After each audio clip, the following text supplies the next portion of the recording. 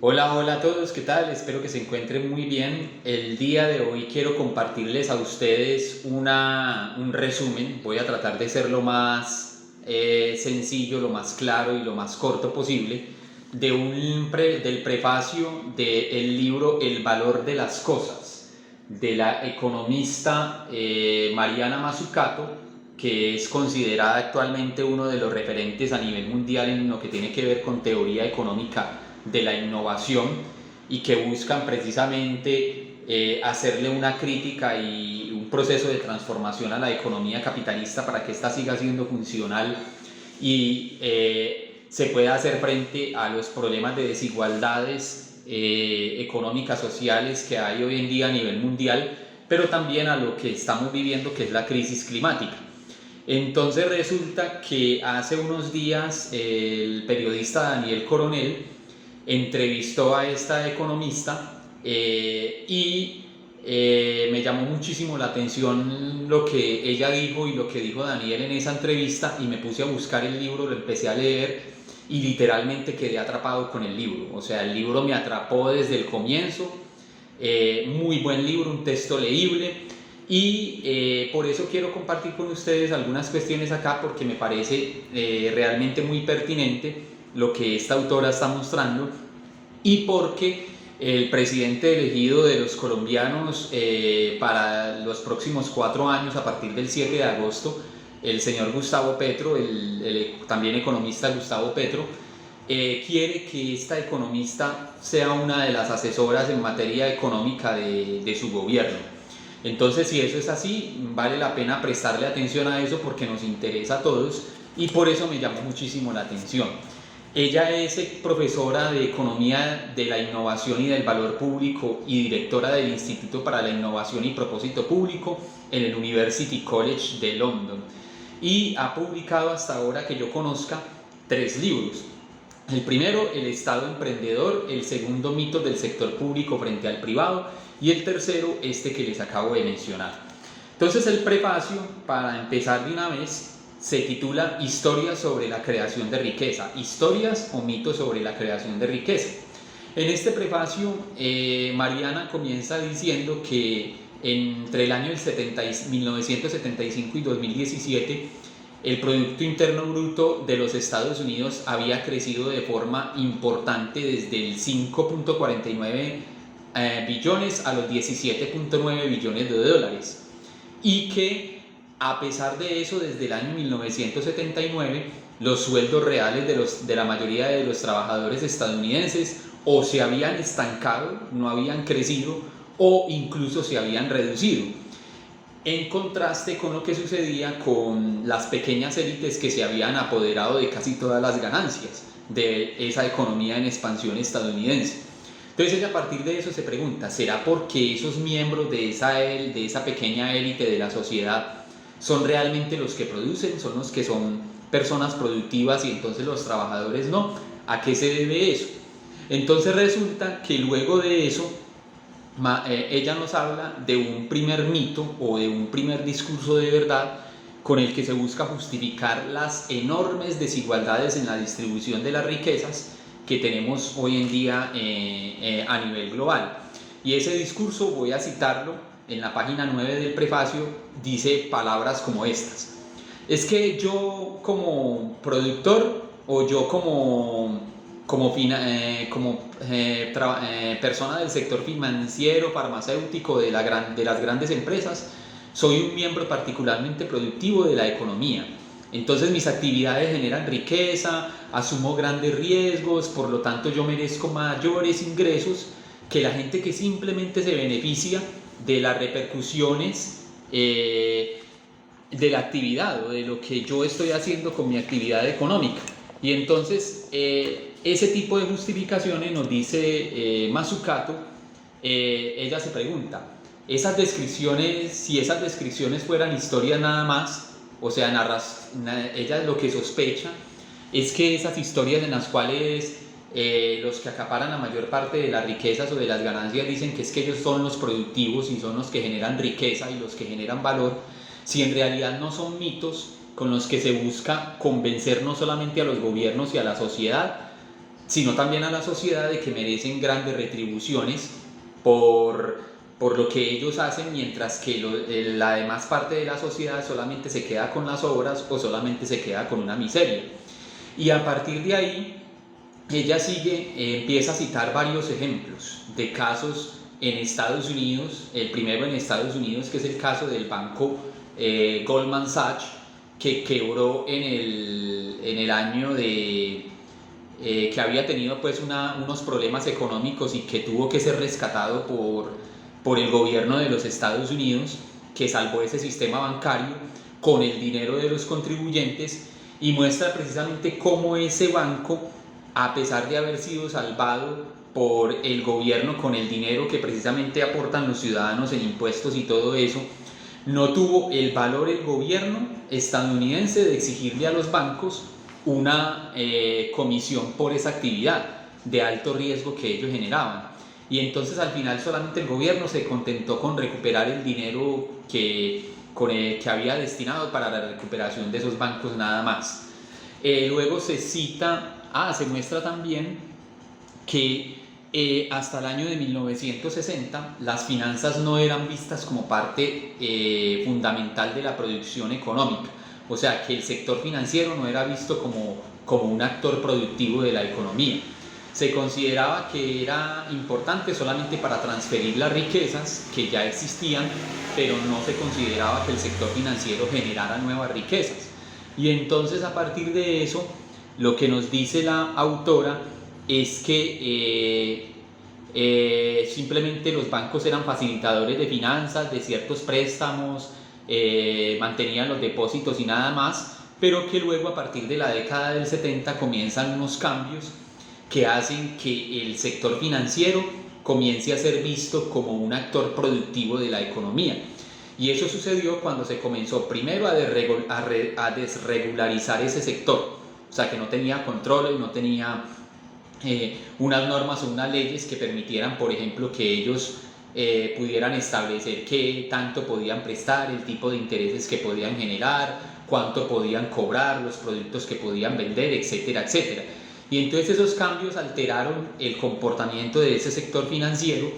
y aumentaron su influencia en la economía real, de tal manera que se les empezó a ver como parte del sector productivo de la economía. Entonces ya no era simplemente una carrera profesional las finanzas que fuera aburrida, sino que la gente empezó a verla como una forma muy fácil o una forma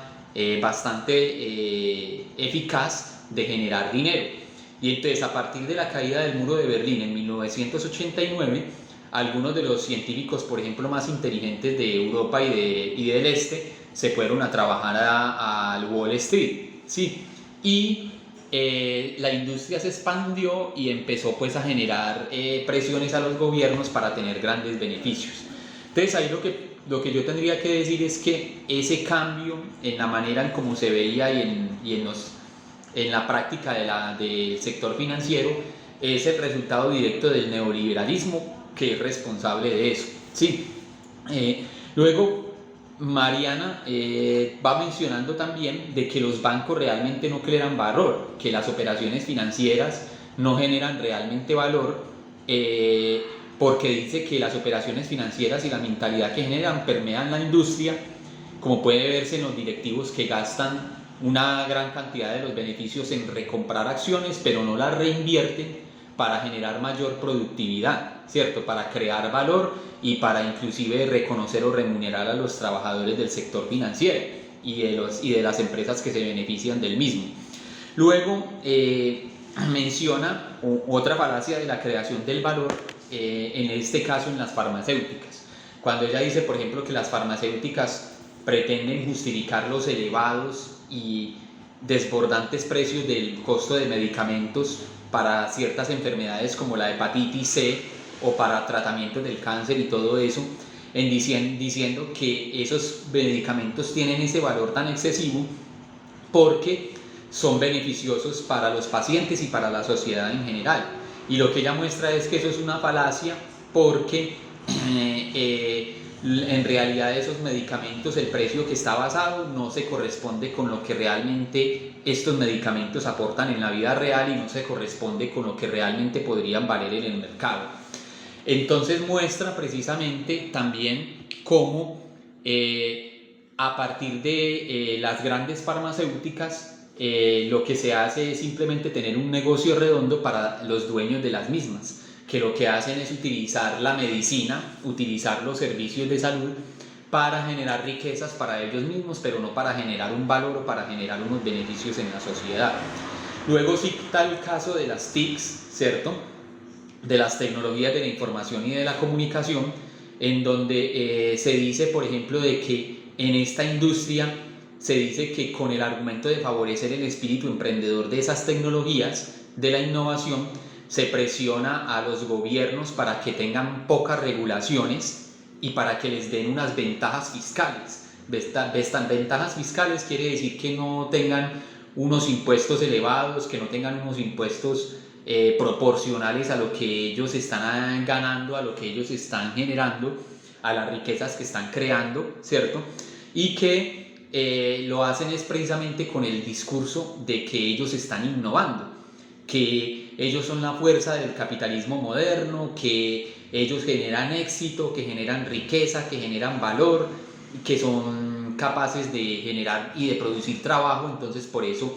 deben tener esas excepciones y no deben tener grandes controles de los gobiernos y las deben dejar actuar con prácticamente toda libertad. Entonces resulta que esa historia para Mariana es muy seductora, pero resulta también ser falaz. ¿Por qué resulta ser falaz? Porque resulta que muchos de esos supuestos creadores de riquezas de las tecnologías de la información y de la comunicación han creado su riqueza a partir de la financiación que han hecho los gobiernos. Inicialmente esas empresas pudieron flotar, pudieron florecer debido a que precisamente fueron financiadas con el sector público. Entonces lo que Mariana dice es por qué si estas empresas, si estos negocios que hoy en día son tan exitosos lo fueron gracias a que fueron financiados con el erario público, ¿por qué no retribuyen de una manera justa ese éxito como lo deberían hacer? Y antes, por el contrario, lo que sucede es que no generan esos beneficios, sino que simplemente los acaparan únicamente los dueños de esos negocios o de esas empresas, ¿sí? Entonces cita, por ejemplo, el caso también de Apple, ¿cierto? Pues que generó, que por ejemplo ha buscado muchas maneras de evadir impuestos en paraísos fiscales, ¿cierto? Mostrando precisamente que Apple es lo que es precisamente porque fue financiado con dinero del sector público y que de hecho tiene su sede central en California, en Estados Unidos, y aún así tienen la desvergüenza de decir que no pagan impuestos, que buscan la manera de evadirlos en paraísos fiscales con tal de no pagarlos. Entonces eso son ejemplos que muestra la autora para, en definitiva, decir que estas historias acerca de quiénes son los que se supone que generan riqueza, generan beneficios y trabajo en la sociedad, se constituyen en mitos que lo único que hacen es configurar el sentido común de las personas en el mundo en el que estamos viviendo. Y en ese sentido común se cree que solamente los que son los dueños de las empresas son los que merecen acaparar prácticamente casi toda la riqueza, y que los demás debemos contentarnos únicamente con una migaja o con unas obras de los mismos. Pero también lo que se puede apreciar en este primer prefacio es precisamente cómo el neoliberalismo, que es, digamos, que la forma político-económica que domina en el mundo actual en gran parte de las sociedades, ha contribuido a despolitizar la economía, inclusive a despolitizar los gobiernos y despolitizar la sociedad, cuando lo que hacen es dejar la economía en absoluta libertad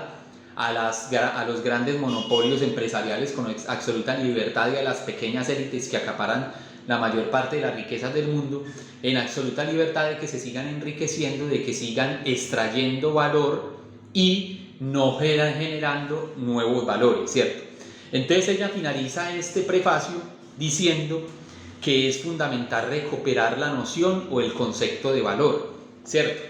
Y cómo se piensa el valor, ella dice que la manera en cómo se piensa el valor determina lo que nosotros hacemos, y del tipo de discurso sobre el valor depende cómo es vista y practicada la economía e incluso todo lo que nosotros hacemos como seres humanos. ¿Por qué? Porque actualmente se cree, en torno a los mitos que acabamos de mencionar, en torno a las narraciones que acabamos de mencionar, que solamente esas pequeñas élites, que solamente ese grupo reducido de personas son los únicos que crean valor dentro de una economía y dentro de las sociedades a nivel global. Entonces lo que pretende Mariana Mazzucato en este libro es precisamente desmentir esto y hacer toda una teoría en la cual ella pretenda mostrar no solamente qué es el valor y cómo funciona este en la economía, sino que pretende mostrar o pretende cambiar la visión de la economía, que la ve como una ciencia cínica, que lo único que hace es extraer valor, quitarle valor para que unos pocos se hagan ricos y consuman en el proceso la riqueza que genera la sociedad, para que pase a ser de ser una ciencia cínica a ser una ciencia esperanzadora, una ciencia económica en el sentido estricto, que le genere riqueza a toda la sociedad, que le genere beneficios a toda la sociedad y que ayude a reducir las enormes desigualdades que digamos que están presentes en el mundo actual. Eso es en líneas generales lo que plantea Mariana en este prefacio. Difícil hacerlo en menos tiempo. Es un resumen de ¿cuántas páginas? Como de más de 10 páginas, es muy complicado. Entonces les agradezco a los que hayan prestado atención al video y quieran aprender algo de esto. Y pues en unos siguientes videos yo creo que iré mostrando algunas otras cositas importantes en torno a este libro.